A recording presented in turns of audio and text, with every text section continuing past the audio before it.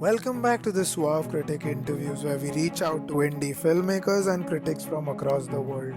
If you're new here, do consider hitting subscribe for more such interviews, video essays, and even film parody ads.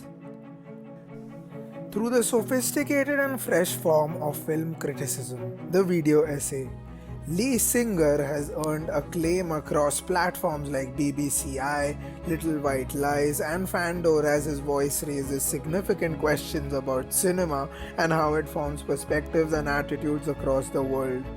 From satirical ideas like turning Goodfellas and The Godfather to sitcoms to engaging with dilemmas like The Truman Show and Trump's Unreality and the use of blackface in popular media, Leigh has carved a unique voice and identity in the world of film criticism.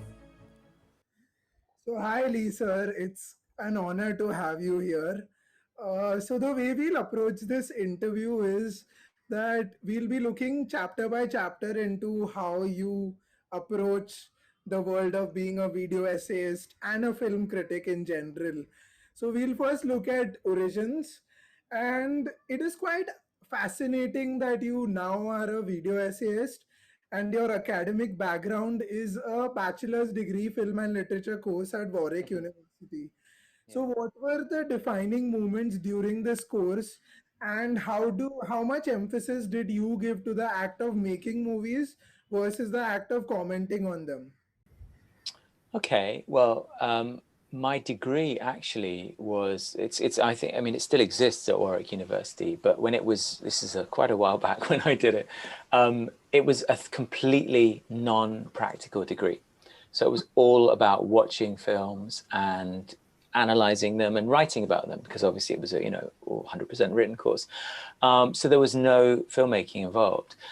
And I Hmm. kind of knew that. I did know that before I started, but the longer I went on there, because it was a 3-year course, the more I felt that was a bit of a shame, because I don't think there's anything like putting yourself in the position of someone making a film to understanding it. As you can talk about the theory as long as you like, but the practical side of making something has its own set of challenges that just don't appear in a sort of academic discourse.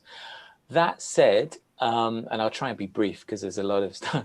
In my final year, Warwick University has a great arts centre on its campus, and one of the deals is the students are allowed to put on a theatre production.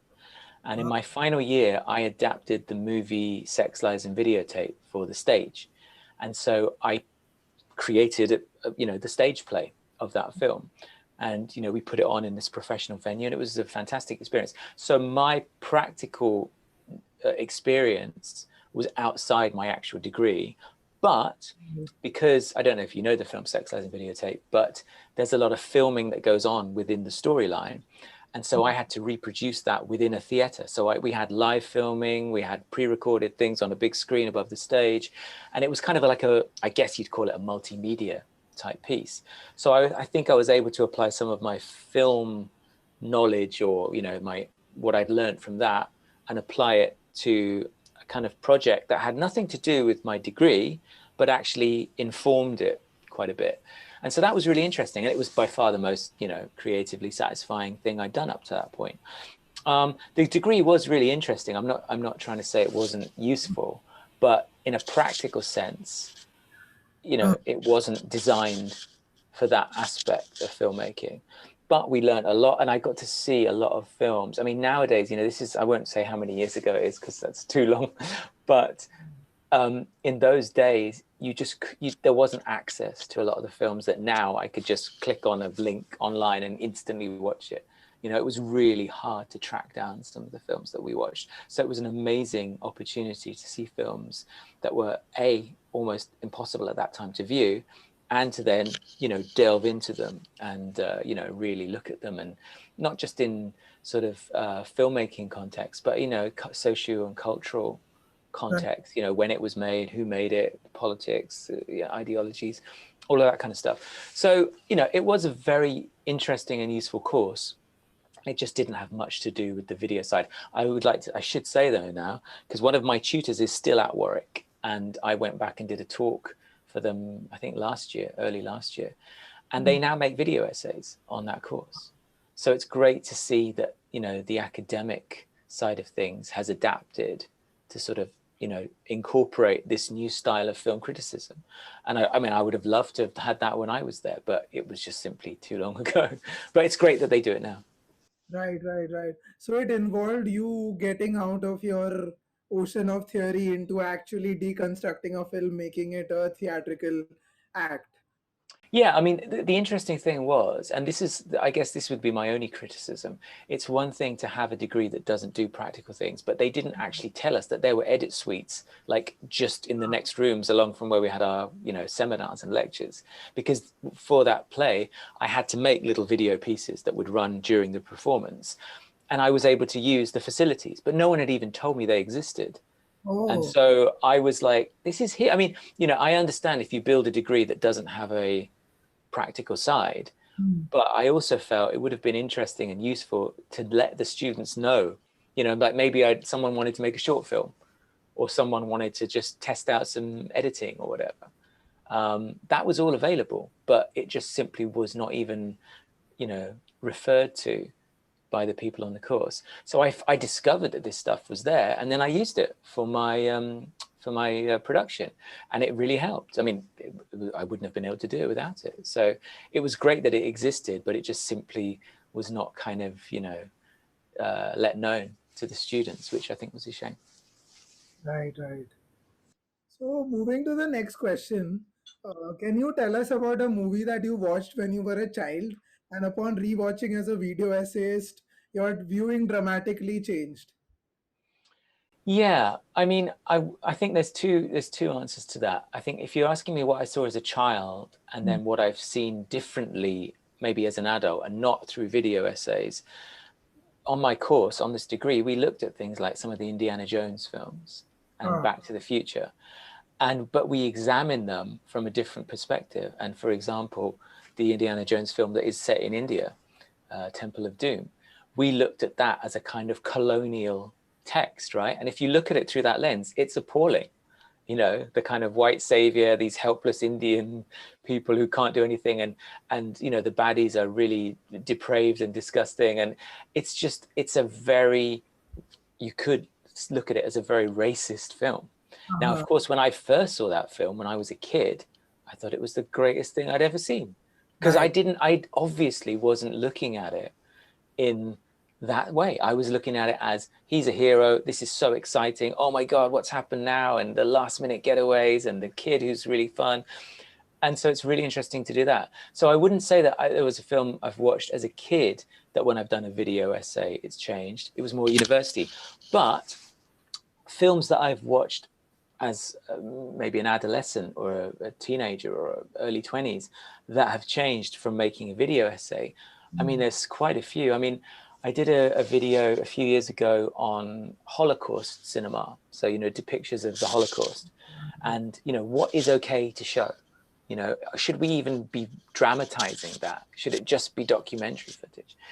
And so that was a fascinating subject for me, because my family, through my father's side, were involved in that and didn't all survive.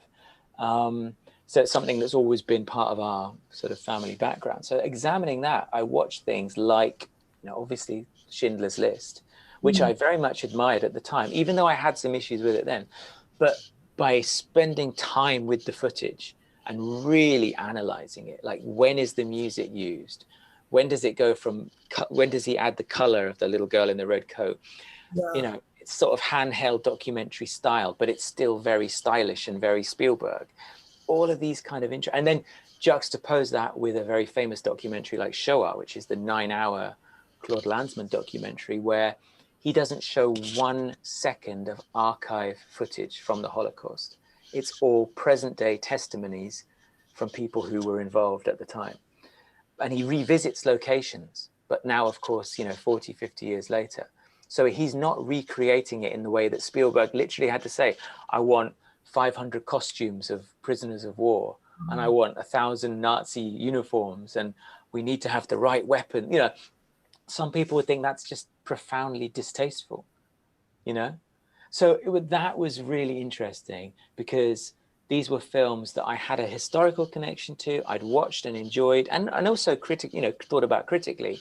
But Mm. the level of kind of detail that I sort of got to grips with these films as texts, I think inevitably when you make a video essay, you get so much more into it because you're working with the footage constantly, and that's really exciting. And it's one of the things that I love about the video essay format. I think I said this in the Young Critics Lab for the Mumbai Film Festival. I think of it as present tense. It's there in front of you in the moment, and you react to it. And that's not the same when you write about a film that you saw, even if it was earlier that day. You've got it in front of you, and it changes the way you look at it and think about it. And I think that's really exciting. Right. On a more practical level, like when you're making video essays, the pro some like is it overall exhausting to like watch the same clip over and over again when you're trying to perfect it in your edit, or does it keep opening itself upon rewatching it again and again? I don't know if it keeps doing it every time, but I think certainly repetition and, when you're trying to do something with it, you might look at it more closely and then things get revealed as you do that. So, for example, I'm doing a video right now on, I do a series called Remake, Remodel Right. for the magazine and website Little White Lies. And so I take a film that was an original for film and then someone who's remade it and look at the differences. And that's really interesting because, if they happened over different periods of time, different nationalities, different special effects. So at the moment, I'm doing one on the film The Fly, or the films The Fly, which was like a 50s horror film, like a kind of classic creature feature, with a giant fly head guy. And the David Cronenberg film from the 80s, which is really quite intense, and it's about the gradual deterioration of the main character as he turns slowly into the fly. Mm. So I've been looking at the sort of special effects on that, and in really great detail, because I'm looking at exactly the makeup and things, and I'm seeing things there that I hadn't noticed fully, just watching it in the cinema or on the TV. So, and aspects of performance, the little subtle things that an actor may be doing. I mean, yeah, a short answer is, when you have the film in front of you and you rewatch and you're looking very, in close detail, I think it always brings up good films, always bring up, those extra things. Of course, there's also the risk that you overanalyze it, right? And you go, that shaft of light, that's hitting that exact spot. That's because it means that, and you can kind of go a bit over the top with your interpretations. But I think the bottom line is, as a critic or as a film analyst, to have it in front of you and to work with it in such a sort of intimate way, that's a really, really special thing that, the film critics in the past had no chance to do. This is like a really new and, a privileged sort of position to be in. Right. Yeah. So, like, as a critic, like facing the world, now we move on to our next chapter, wherein how much freedom did you actually get when you publish your work from platform to platform? When you talk about Fandor or BBCi or Little White Lies. With every video that I make for someone else, so I've been commissioned to do it by the outlet, the magazine, the website, whatever.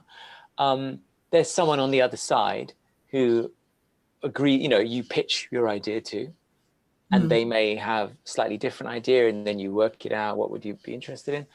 And Oh. then, of course, they have an editorial role to play. So what I usually do is send in a first draft, and it could be, almost, in my opinion, finished, but it's very much like, I want to show that I'm flexible with this. So if there's things about that they are not sure about, or they'd like to change, or they ask for different things, at that stage, it's very much a collaboration.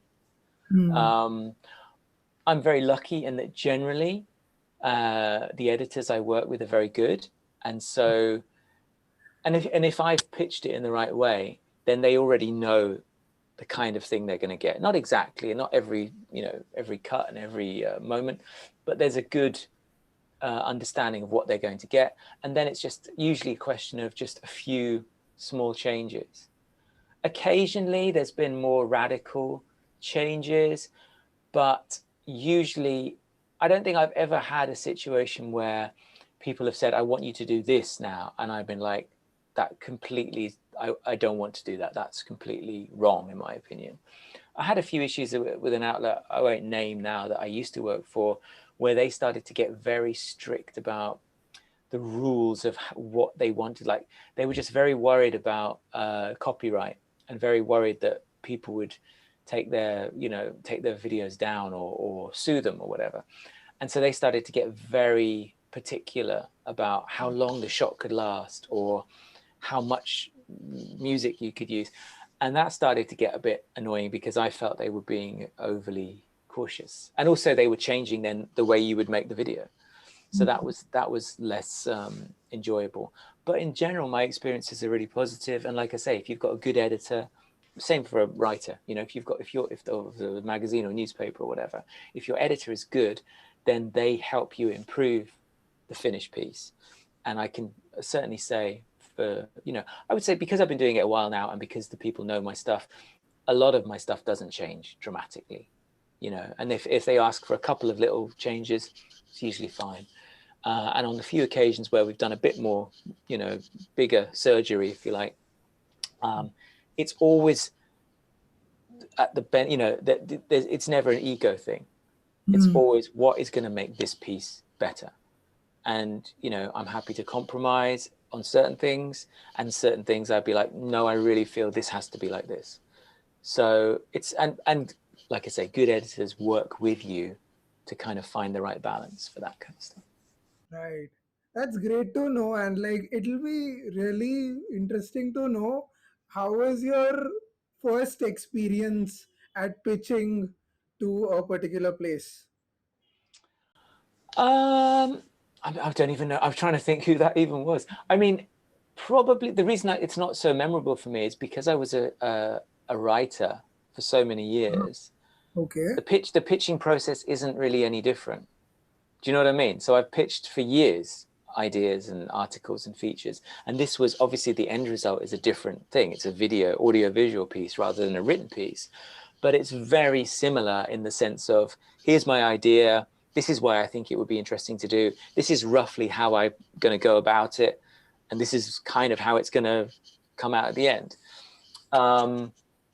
So I think from the start, because I already had relationships with a lot of the people I was pitching to, there wasn't a big difference. You know, it was kind of like I went about my pitching, if you like, in a very similar way. And because they knew my written work, they, I guess, had enough sort of faith that I knew what I was doing. And so it kind of went fairly smoothly, I think. Mhm. Cool. So the next question is actually based on my experience of watching your video on B movies and how it sort of embraced this entire style and I would say timescape of what it meant to be in like experiencing a movie like that. So how do you embrace the style of the movies you're working on, even in terms of graphic design, while keeping your own identity intact? I mean, it's a good question. I think with that's a very particular essay because that was actually a sort of that was an advertising essay. So Oh, the people who whose whiskey it was, they asked Little White Lies to do a video along those lines, and then Little White Lies asked me to make it. And so it's a kind of very specific case. But I guess in terms of what you're saying about changing the style to the thing, I mean, I'm a big believer in that. I think it's a little bit like, and I'm not comparing myself to these people at all, but filmmakers who adapt their style according to the type of film that they're making, so people who make a wide variety, not like, Hitchcock is a genius, but he made pretty much the same kind of film his entire life, right? And so, and I love those films, but I'm also very interested in filmmakers who make a musical and then a comedy and then a drama, and they adapt, but there's still a sense that it's their film if they're really good.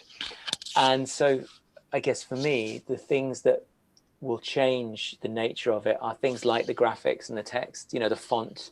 I'm very careful about the fonts I choose for the particular thing. So you mentioned that B movies one.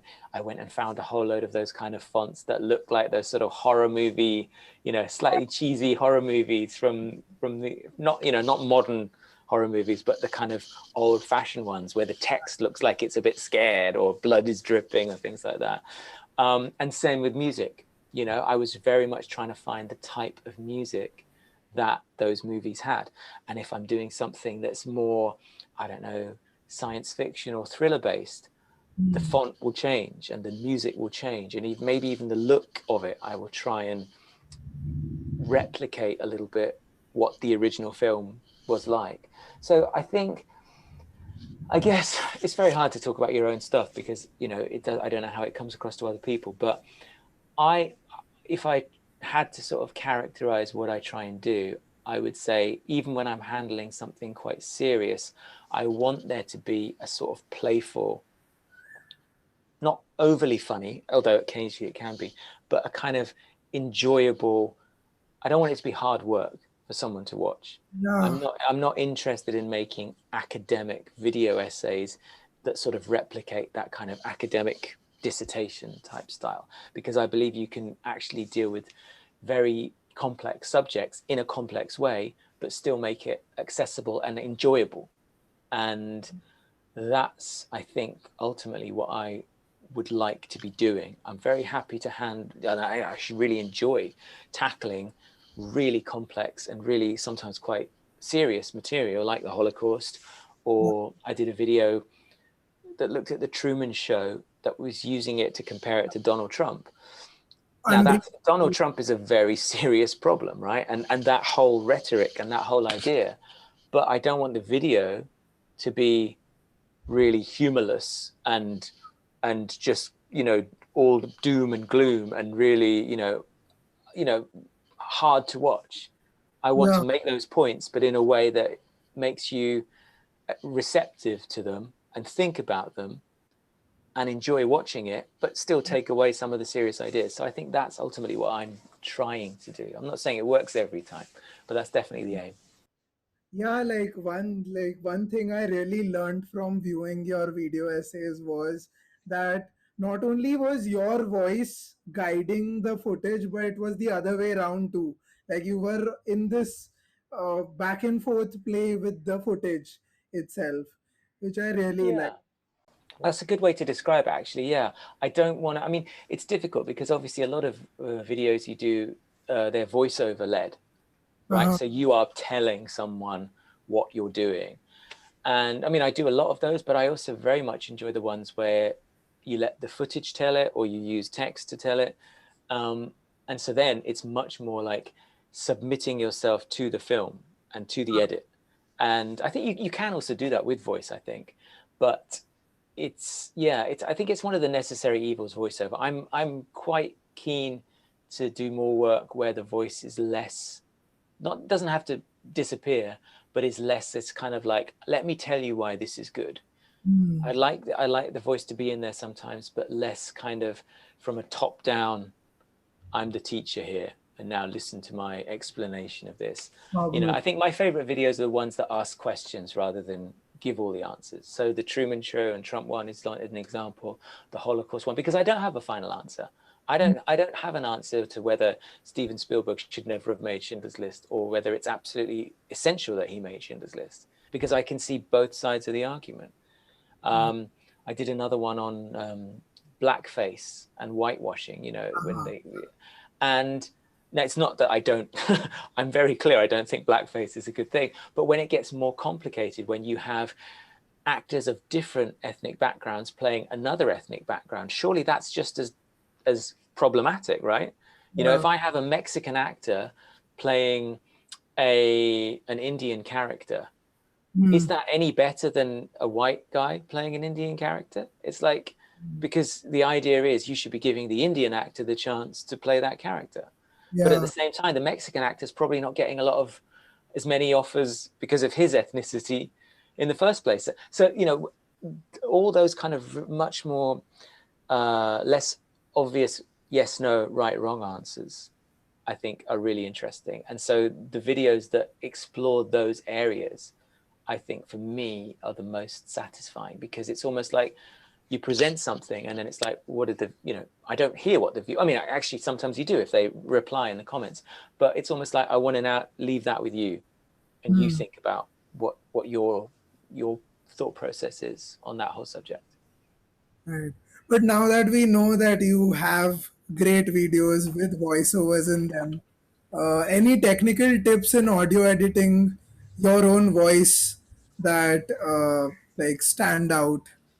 I don't know if I have any good tips. I mean, I use a free software called Audacity, Right. which is free, and there's a couple of, I mean, you can find them online, a couple of very, very simple things that you can do to improve the quality of the audio, like noise removal and noise filtration and that kind of stuff. And it's literally a couple of clicks, and it makes a big difference. Uh-huh. Obviously, having a decent microphone is fairly important. But you can get away with pretty basic stuff. I mean, when I make a video, I do a temp recording on my phone and put that in, and just so I know roughly how long it's going to take me to say that passage and how much footage I need. And then at the end, I record on I have a Zoom H4n, and that's obviously better audio quality. I put it through Audacity, and then you get a decent thing. But I am absolutely no audio expert. There are people who do far better and more sophisticated job on their audio than me. There's a scholar in the UK called Dr. Liz Green, and she is an absolute master at, and it's her big area of expertise. In fact, if you have a chance, check out. She did a brilliant video essay on the Elephant Man, and just a moment of sound in that film. And it's a 20-minute essay or something longer, exploring how and why that works.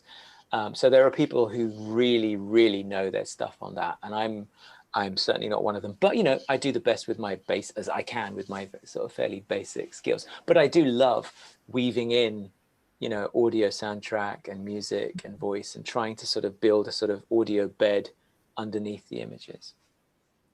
Right. Also, in terms of music, when you are selecting music, as you already said, you're very selective in terms of fonts.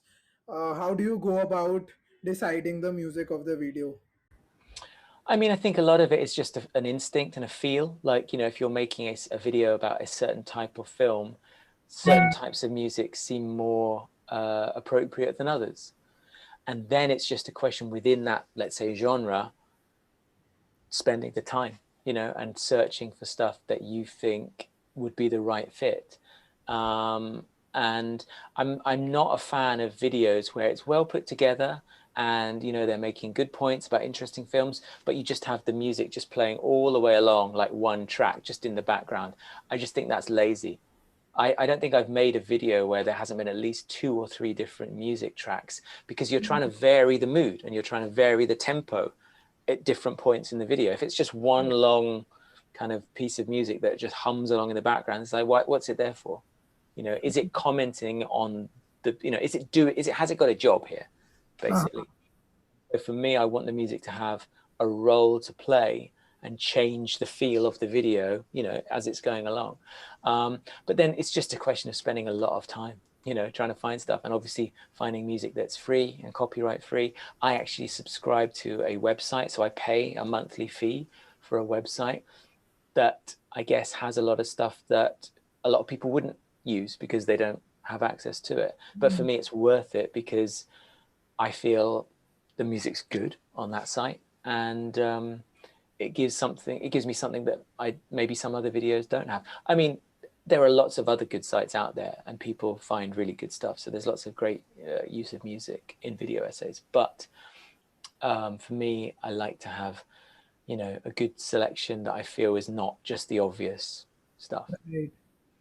right, right. And even in terms of video essay ideas, how often do you discard ideas uh, once you have like develop them, and how do you pass a filter through them? I mean, I try not to develop an idea too much before I would discard it because, there's a lot of work in collecting footage and, bringing everything together.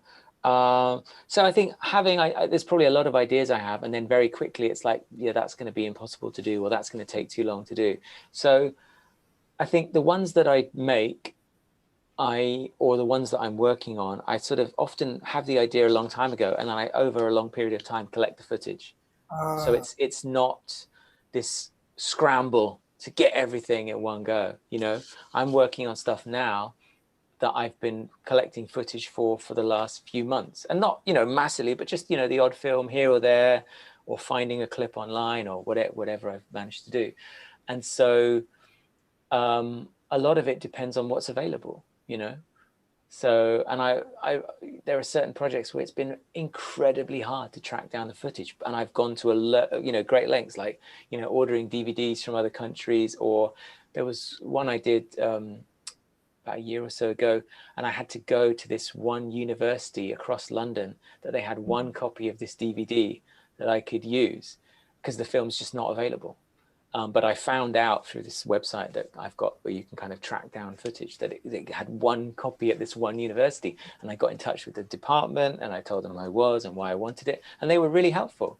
But it was that length that, that obviously is costing me time and money to do. But I felt I needed that footage for the video. And so for me, it was worth it. But, sometimes you just think, I'm not going to be able to find that. And so maybe that's not the right idea to do. But I think, if you've been working on stuff for a while, finding ideas, making it happen is part of the fun.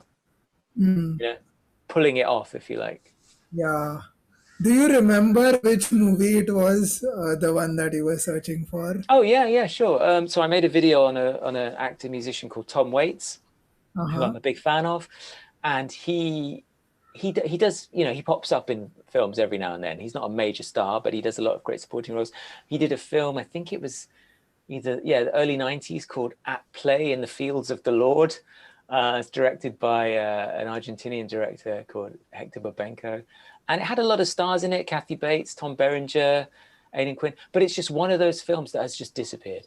It came out, it got a release, but it never obviously got a big fan base. And so it is an incredibly hard film to find.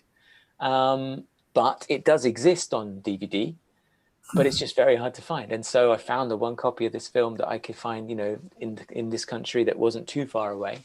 And I set about tracking it down. So, and that was great. And now I've got a copy of that film. Nice. So, as a video essayist on Vimeo, how much have you had the responsibility of designing the thumbnail of the essay? Hmm. And Well, what? I'm very basic on this stuff, and I think it's probably one of my weaknesses. I'm not great at the whole marketing, you Uh-huh. know, making people aware of stuff as well as a lot of people are. I mean, with Vimeo, if you know it, you have an option to create a sort of poster image, if you like. Either something you've got previously, or you can kind of go through the video and stop it on a frame and choose that. And I just do that. I'm very lazy with that kind of stuff. There are people I know who do really great thumbnails, like they make them themselves. And I think that makes a big difference. And it's probably a skill I should try and develop, but I just haven't yet. And it's probably cost me, many, many views over the years. But, for me, the most important thing is the actual video. Right, Right. that's where my energy goes to, and I should definitely spend a bit more time making sure that people get to see it, by making a kind of attractive, promo image. But it's not my strength, and I need to get better at it for sure. But maybe it's because you are so conscious and very particular about your fonts, titles, shots, is that you can take out one piece from your video and use it as a thumbnail. Yeah, I mean, that's a very generous assessment of it. Thank you. I mean, yeah, I mean, I think you have to be aware of what your weaknesses are, right? I mean, I would say I have strengths in certain areas, but one of my weaknesses is absolutely what we're talking about there with thumbnails and promotion. And, you know, I'm not comfortable going, look at me, look at my stuff. Do you know what I mean? I put it out there, and what I want is the ideal thing is that people discover it and they tell everyone how great it is. No, I don't have to do that. I did my bit in making it, and now I want someone else to kind of publicize it. But of course, it doesn't work that way. You need to also, you know, be a kind of advocate and cheerleader for your work. And I do that, but you know, the thumbnail and the little like 30-second teaser video of the video essay and stuff, those are not my strengths. And I've made little snippets before that you put on Twitter, for example, so they don't have to watch the whole thing, but they get a little sense of it, and that it does help. But it's just not my strength, and I should improve. Uh-huh. So moving to the conclusion of this interview, do you have a list of top five characters in all of cinema who interest? And I know it's a tough. It's a big question. Yeah, I can give you some. I mean, for sure. I mean, but these are like kind of off the top of my head because it's an impossible question. I mean, and this has nothing to do with video essays actually, because I don't even know if I've made videos on any of these people. But I saw your question, so I was trying to think ahead of this about characters that I just find fascinating. I would say, okay, let's start with. So I don't know if you know a film called Broadcast News from, I think it's 1987. It's a kind of romantic comedy, workplace comedy by James L. Brooks, who made Terms of Endearment and other stuff. And it's like a love triangle between a news producer, a presenter, and a reporter. And the female character in that is called Jane Craig, and she's played by Holly Hunter, who you probably know from The Piano and Raising Arizona and stuff. And I saw it when it came out when I was fairly, you know, like a teenager or even younger. And for me, it was like, I'd never seen such a brilliantly interesting, complicated, often dislikable, but really conflicted female character. And it's still to this day one of my all-time favorite characters in movies. And she is brilliant. I think it's probably one of my favorite movie performances. So I would say Holly Hunter in Broadcast News is definitely a character. And it's a film that not, you know, like everyone knows When Harry Met Sally, right? Or everyone knows some of the Julia Roberts stuff. Broadcast News, I think, is one of the great underrated 80s films. And I would say it's a brilliant romantic comedy. And it's one of those ones people should discover if they have a chance. And she's, I mean, all three of them, it's William Hurt, Albert Brooks, and Holly Hunter. They're all brilliant, but her character is just phenomenal. So I'm a big fan of hers. Who else? I don't know if you know the film The Third Man from the 1940s. It's a kind of film noir thriller set in Vienna after the war. And everyone talks about Orson Welles in that film because he plays the titular character, and he's this very mysterious guy, and he has an amazing monologue. I love the character who's actually the main guy in that. Who's this American, very naive American called Holly Martins, who comes to Vienna to meet his friend, and is told his friend has died, and then gets involved in a mystery of like, did his friend really die or not?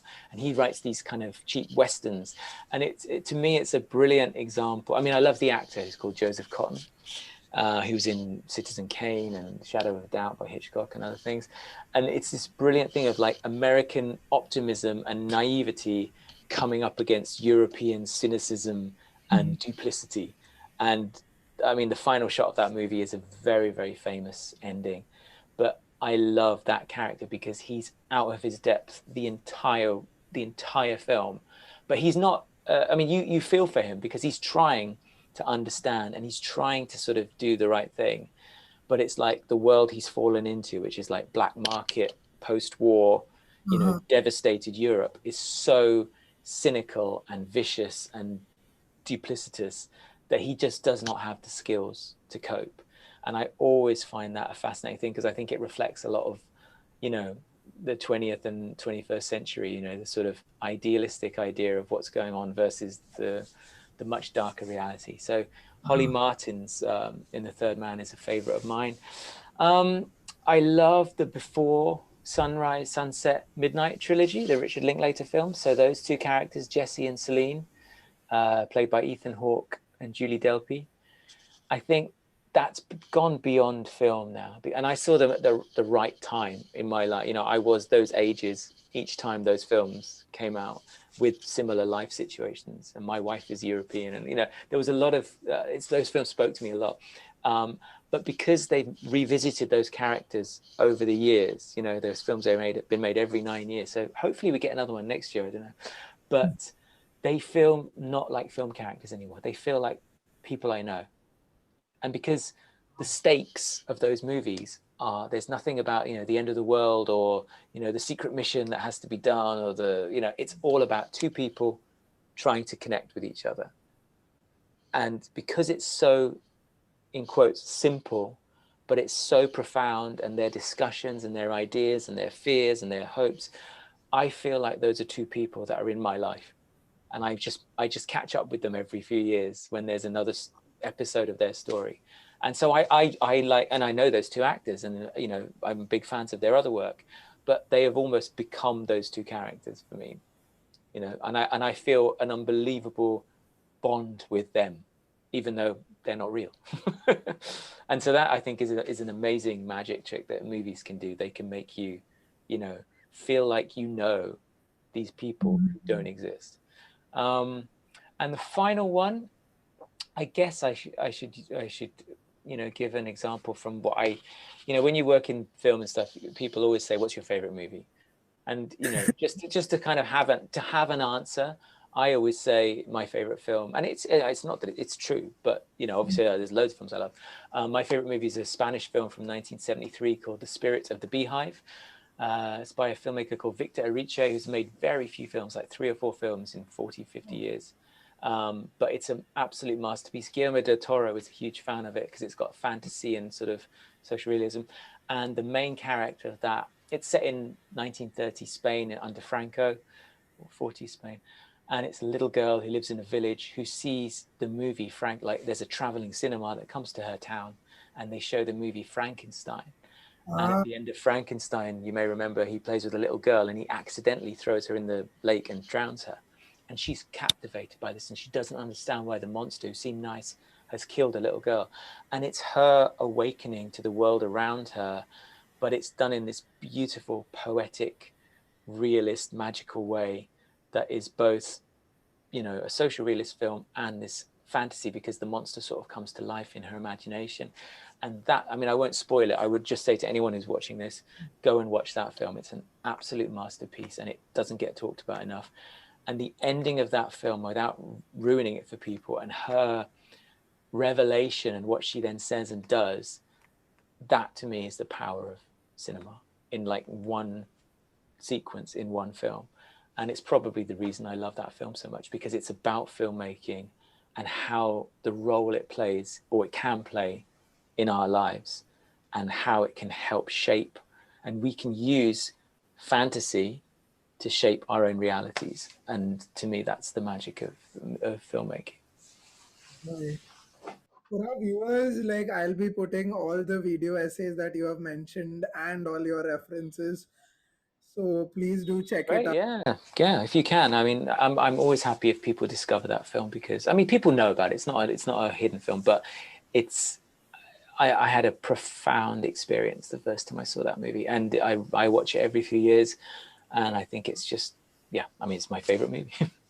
When, where, how did you come across it? I For the think the first time I saw it was actually on my degree course.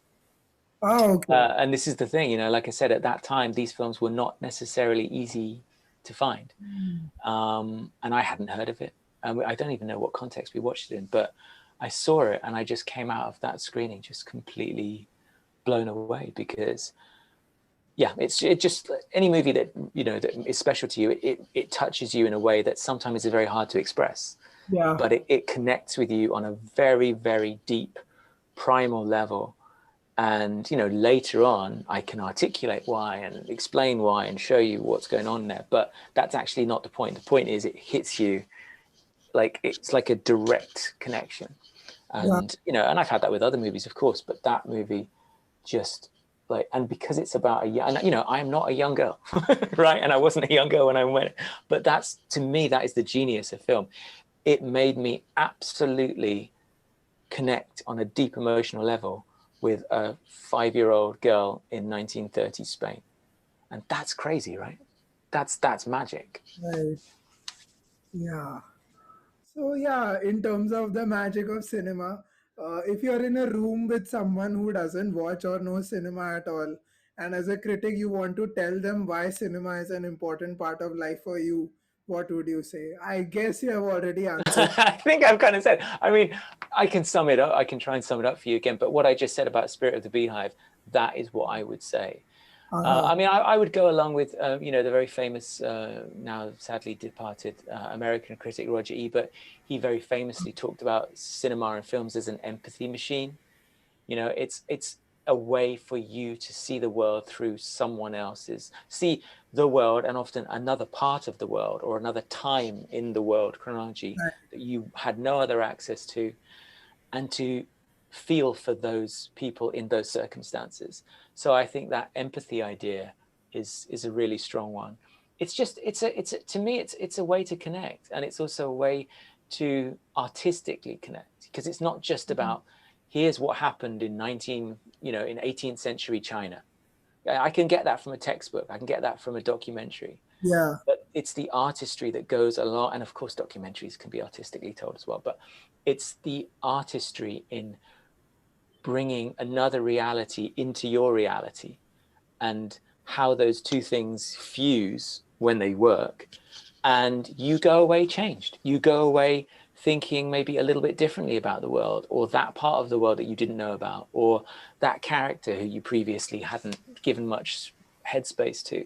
So it's all about broadening perspectives, but emotional perspectives, as well as, you know, obvious information and facts, and educational perspectives. I think the films that touch you, they expand and increase your emotional empathy possibilities, and that's very, very obviously what we need in the world, and we don't have enough of in the world, right? Because people don't, there's too much about what can I get out of something. I'm the most important thing here.